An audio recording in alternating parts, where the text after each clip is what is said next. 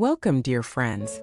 In this fourth journey into the profound wisdom of the Diamond Sutra, we turn toward a timeless, universal question that every sincere seeker, whether in the East or West, inevitably faces: who am I?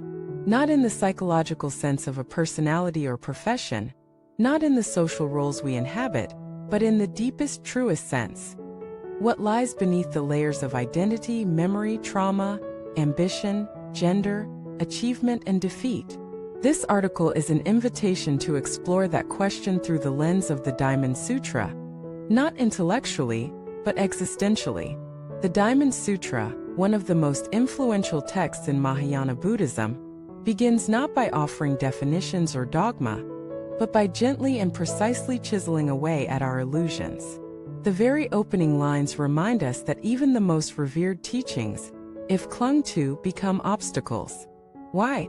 Because the truth it points to is not outside us, not in scriptures, not in rituals, not in gurus, but always already present in the heart of direct experience. When the sutra says all phenomena are like dreams, illusions, bubbles, shadows, it is not inviting us to be nihilists, nor is it denying reality. Rather, it speaks to the way we relate to the world. Our suffering arises not because things are impermanent or unpredictable, but because we demand from them permanence and certainty. We expect relationships to last forever, achievements to define us, appearances to satisfy, and identities to remain fixed. But the river keeps flowing. The mirror of consciousness keeps reflecting. The only constant is change, and the only truth is the one we stop clinging to long enough to see. The illusion of self is perhaps the most insidious attachment. We spend our lives crafting, defending, and refining this I, the me who is a daughter, a husband, a winner, a victim, a spiritual seeker, an influencer, a nobody, a survivor, a sage. Yet the Diamond Sutra proclaims boldly and compassionately: if a bodhisattva holds onto the view of self, of personhood, of sentient being, of lifespan, he is not a true bodhisattva.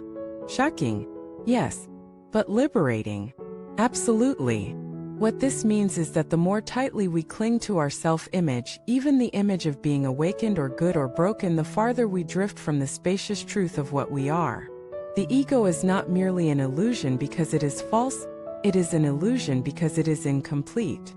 It narrows infinite awareness into a small story about me and mine, built upon comparison, control, and fear. And once you start defending this story, you suffer every threat to it as a personal attack. But what if you turned around? What if, instead of running toward an improved version of yourself, you paused, stopped chasing enlightenment like a prize, and instead turned the light inward, silently, bravely? You might just find, as the sutra hints over and over, that you never left home, that the self you were looking for was never lost, that awareness was always there before the roles, before the traumas, before the labels. This turning is not theoretical.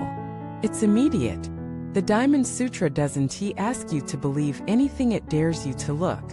Look at your thoughts. Where do they come from? Where do they go? Look at your emotions. Do they last? Can you possess even one of them? Look at your body.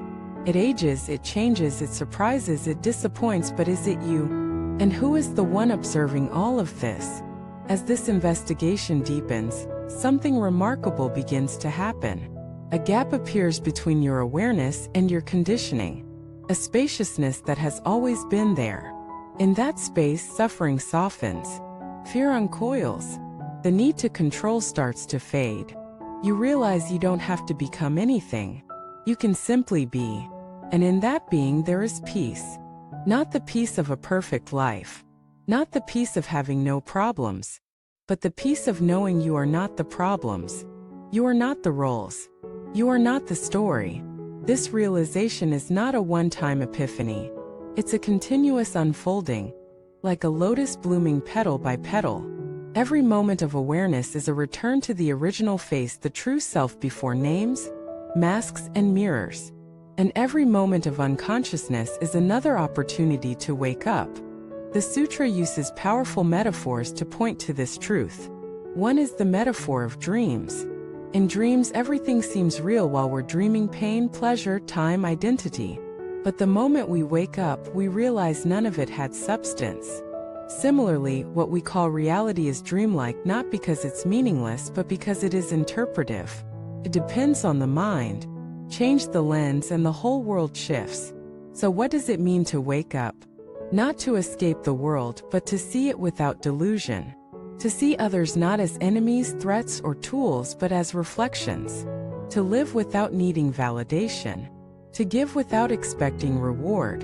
To act without attaching to outcome. This is what the Diamond Sutra calls acting without abiding.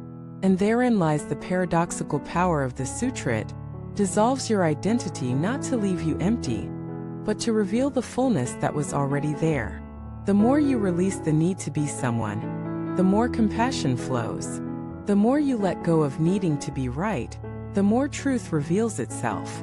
The more you stop defining yourself, the more deeply you can love yourself and others. This is not an escape from life. It's a return to real life. The kind of life where you meet every moment as it is, without judgment or resistance. Where you fail and fall but don't add shame. Where you succeed and rise but don't inflate pride. Where you are no longer the actor in a play, but the silent stage upon which all appearances come and go. In that space, even fear loses its grip. Because what is there to protect? What is there to defend? When there is no fixed I, there is nothing to attack and thus nothing to fear. This is the freedom the sutra points to, not the freedom to do whatever we want, but the freedom from needing anything to be different. A freedom so radical that even death cannot disturb it. This does not mean we become passive or indifferent. On the contrary, from this space of non-attachment, the most effective and authentic action arises. When you no longer act from ego, your actions are clear, direct, fearless, and full of love. You help not because you want to be seen as kind, but because you are kindness. You speak truth not to dominate, but to liberate. You show up not to prove worth, but to serve what is. And even when pain comes as it inevitably will, you no longer suffer it as my pain. You feel it fully but without resistance. Without the story. Without the craving. You let it pass through you like wind through leaves. The pain moves. You remain. That is the final gift of the Diamond Sutra, not immunity from life, but intimacy with it. Not escape from the world, but engagement without bondage. Not a map to paradise, but a mirror reflecting the paradise that was never lost. So, dear seeker, if you have read this far, the invitation is already alive in you. Stop looking outward. Stop striving to become. Stop believing your thoughts. Just for a moment be still. And in that stillness, turn around. Look at the one who is looking. Not with analysis. Not with effort. Just with the quiet courage to see. You may find that what you've been searching for was never somewhere else. That the self you hope to find is the one who is right now reading these words. And when you realize this, not as theory but as truth, you will laugh. Because the joke is so simple, so beautiful, and so compassionate. You were always already home. Thank you for watching this video. See you next time.